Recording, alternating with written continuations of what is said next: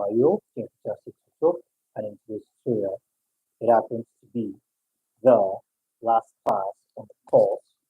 Okay, final class we're having today on the course ENG122, and in today's class, we'll be calling in after the course. With this being said, let's just get into it. So we have ENG122.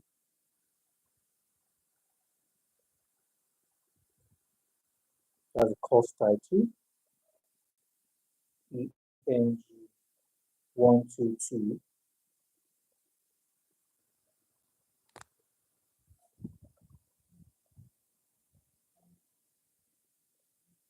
And we are taking our bearing from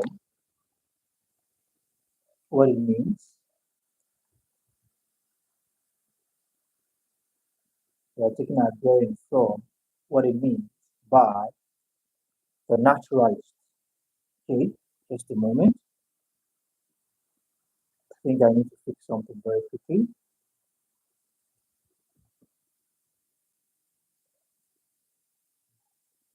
Okay, just a moment.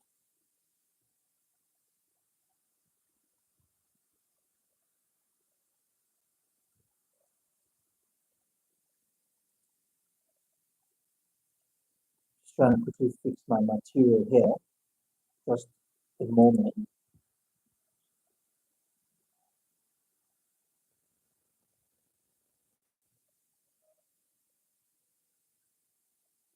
Okay, I think we are good to go now.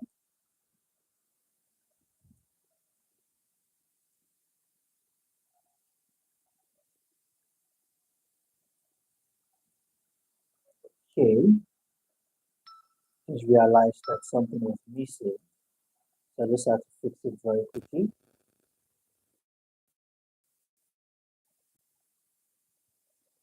Okay, I think we are good now. Are we all on the same page? All right. Okay. Course once again is ENG122, and we will be taking our bearing from what it means. All right. We're taking our bearing from what it means by naturalist. The naturalist. We'll be taking our bearing from into this class. So we have the naturalist. Now, when we talk about the naturalist, what are we referring to?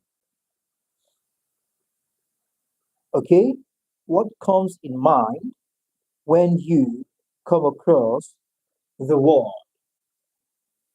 Now, let's go straight into what we have here.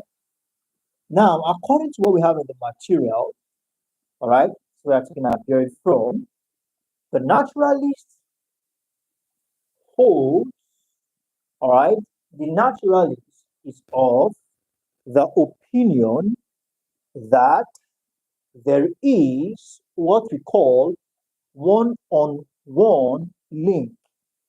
Okay, there is one-on-one link between words in language and things that those words stand for. Okay, according to the naturalist, there is, all right, or there are similarities between a word, all right, in language. A word in language, all right, and the meaning, all right, of such words. Now, let's break things down properly. Let's take, for instance, the naturalist for instance, believes, can we all hear me? Awesome, awesome. Can we all hear me? Okay, now let's continue. The naturalist believes, yes, thank you for that, believe that there is a corresponding, okay, there is a corresponding between the word pen and the object in the natural world that the word represents. When you hold a pen, this is an example of what we're talking about, according to the naturalist. The naturalist believes that we call this pen, all right? That is the word, that is the name for this object. Now, the naturalist is now of the opinion that the word pen and the object itself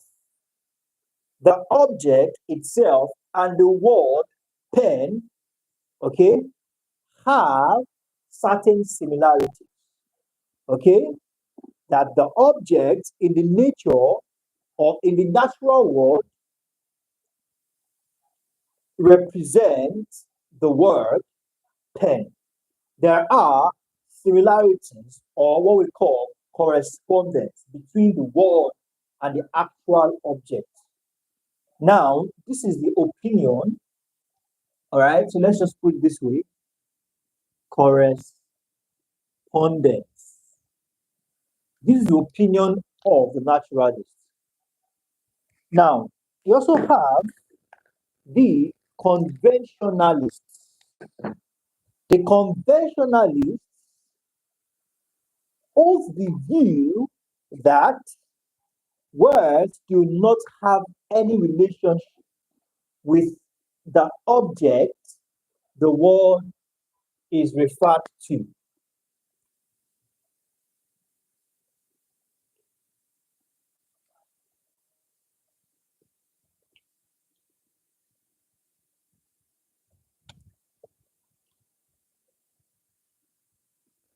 Words do not,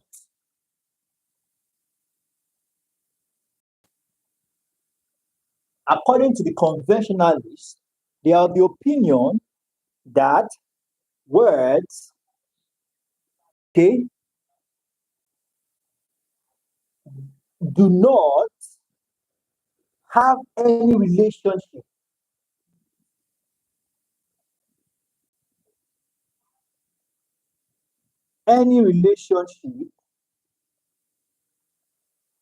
okay, words do not have any relationship with the object, all right, the word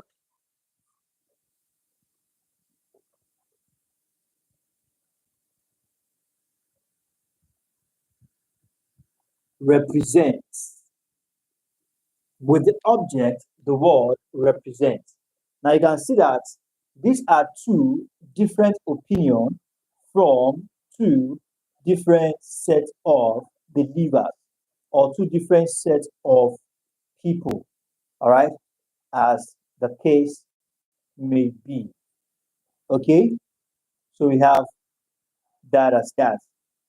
They rather believe that users of a language agree on what names to give the object, unlike the naturalists that believe that the name of an object corresponds with the object itself.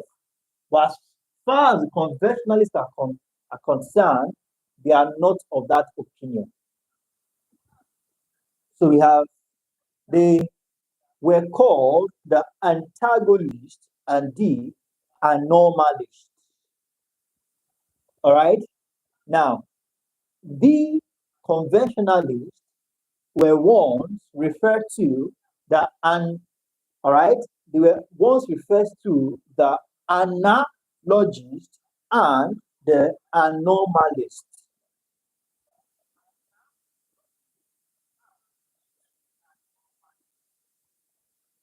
All right, so we have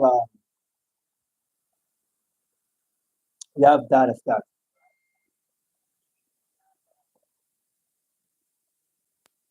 Traditional grammar was initially designed to teach Latin. Traditional grammar, what do we call grammar? We refer to as a rule that guides the usage of certain language. Now, traditional grammar was initially designed to teach Latin, all right, language to foreigners. However, at the same time, all right, at the same time, as the Latin language flourished in Europe, the English language was also developing.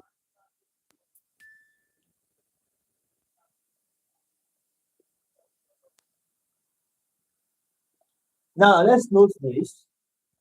In as much as English was flourishing as well as, all right, Latin language, we need to understand the fact that these traditional grammarians who are responsible for the teaching of these languages were molded after, all right, Christians' adaptation of Greek grammar, all right, to Latin.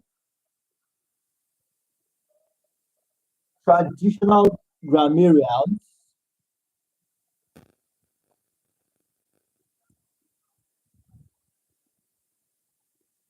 traditional grammarians, okay? Traditional grammarians were molded after Christians, molded, they were modeled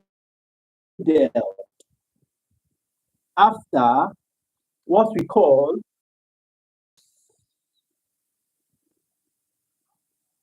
okay, Christians' adaptation of Greek grammar.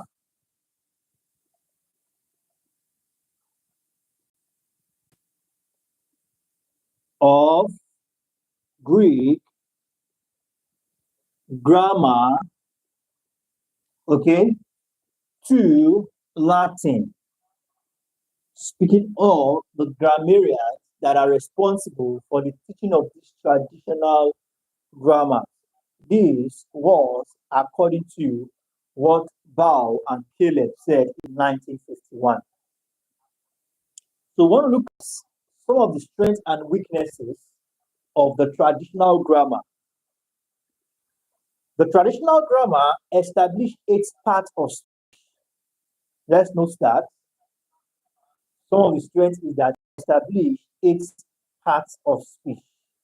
Another strength of the traditional grammar is that it is most widely used model for teaching the English language, especially in Africa. The most widely accepted model for teaching English language, just to mention about a few.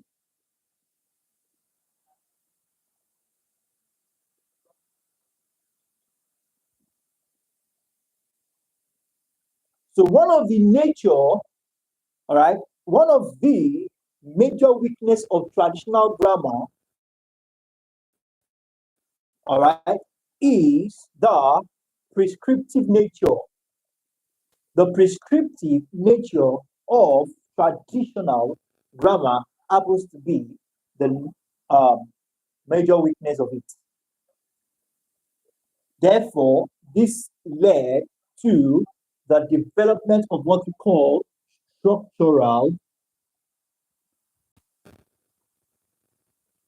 grammar. Okay?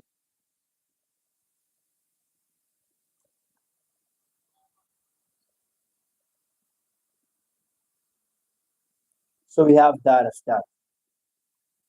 So very quickly, let's look at the American structural grammar. Okay, but before we look at the American structural grammar, there was a structural grammar that was used before the American structural grammar, and this structural grammar happens to be the all right European, all right, European structuralists.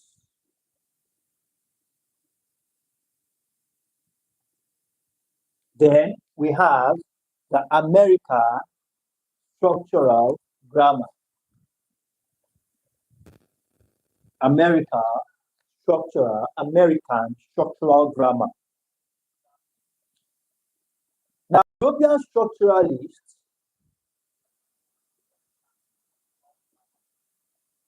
happens to be the first group in Europe after the publication of Ferdinand, all right, the book Ferdinand wrote and published, all right, the book titled called the Linguistique Generale, all right. After this book was published, written and published by Ferdinand, then emerged the European structuralists. And the second group started in America and was generally referred to as American structuralists. Okay? The American structuralist was made up of scholars who had background in discipline like anthropology, psychology, all right, linguistics, and so on. Are we on the same page? When we talk about anthropology, we are referring to that science that study humanity, including humanity, all right, including human behavior, biology, culture, society, and linguistics. So this set of structuralists had background in disciplines like anthropology, psychology, and linguistics. Okay, so these different backgrounds influence their view of language and how language should be studied. So we have that as that. One thing you need to understand about the American structuralist grammar, all right, is that they outrightly rejected the traditional grammar approach to the study of language. They outrightly rejected it. So we have that as that.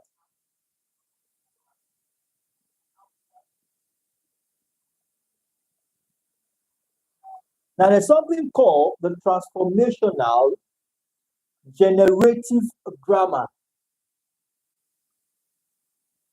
The transformational generative grammar.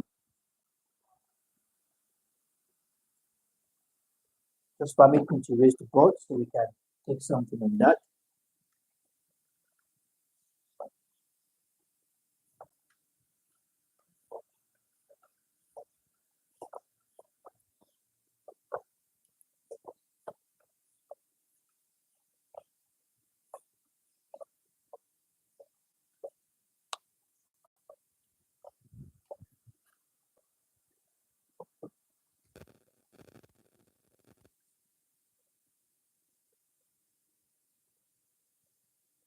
Transformal generative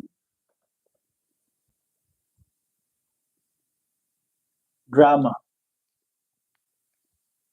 The transformal generative grammar is also referred to as TG, which is transformal, all right, transformational grammar. Now, when we talk about transformational grammar, I beg your pardon, grammar, it was first formulated by Zell Lee Harris in 1915. All right, one, that is Zell Lee Harris in 1951. It was first formulated by who we refer to as Zell Lee Harris in 1951. All right. it was expanded, having formed or formulated by Harris. It was expanded by Noam in 1957. Expanded by Noam,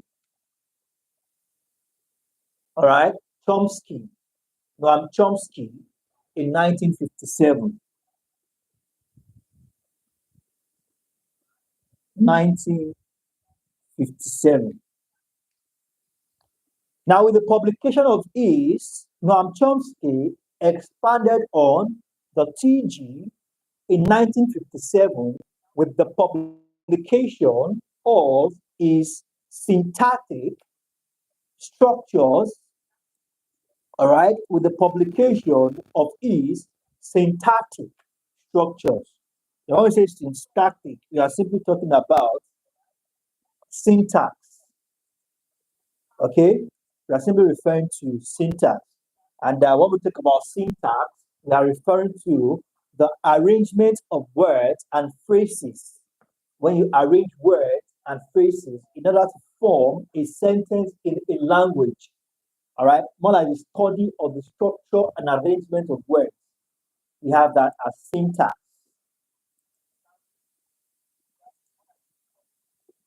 Okay, so according to his syntax structure, he was able to expand on what Harris, all right, formulated in 1951, the TG. Having expanded on this in 1957, it was also revised in 1965 with Chomsky aspects of theory of syntax, and revised, okay, it was improved upon 1965. So we have the main character of TG is the use of formulas, a practice which is not new in the field of grammatical theory. All right, what makes TG different, stand out, unique is that it applies the use of formulas. Okay, so we have that as that. Now, in phrase structured grammar, the structured formulas are known as rewrite rules. Now, these rules are given by Chomsky in syntactic structures in 1957. Now, where we have NP plus VP, NP plus VP. NP stands for noun phrase, VP stands for verb phrase, or simply the constituents of a sentence are a noun phrase and a verb phrase. Okay, now when VP equals to T plus N,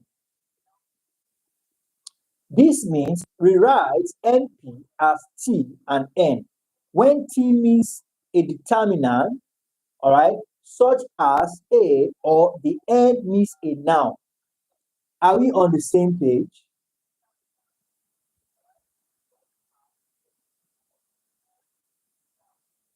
Now let's take for example a sentence. In a sentence, the man killed the snake. The man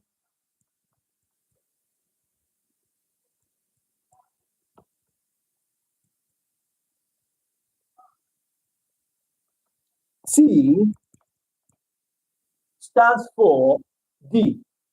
N is equals to man. Snake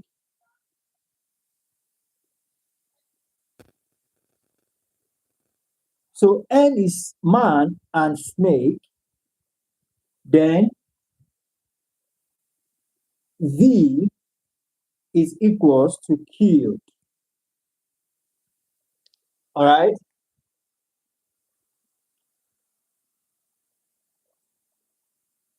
So VP equals V plus NP. All right. VP equals V plus NP. V is the verb, N is the man, more like the subject. All right.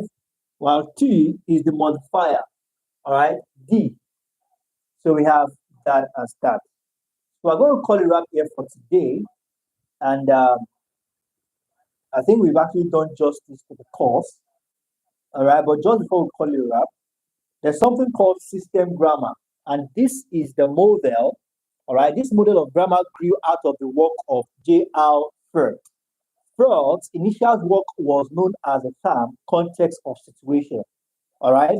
Now, this model is why the systemic model of grammar is also sometimes known as neo, all right, Furtian grammar.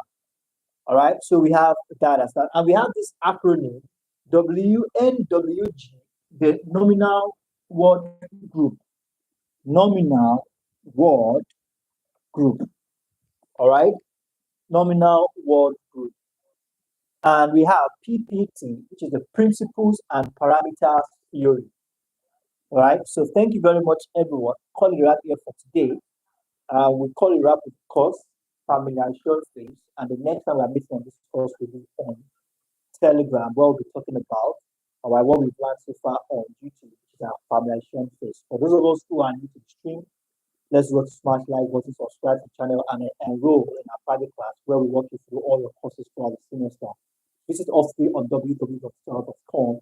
Find the right tab button on the top right hand corner, smash it, take it to our wall, where you can ask us questions on WhatsApp and send us a message, you can respond and add you to the private class as soon as you have responded to the requirements. You have a wonderful evening and bye for now.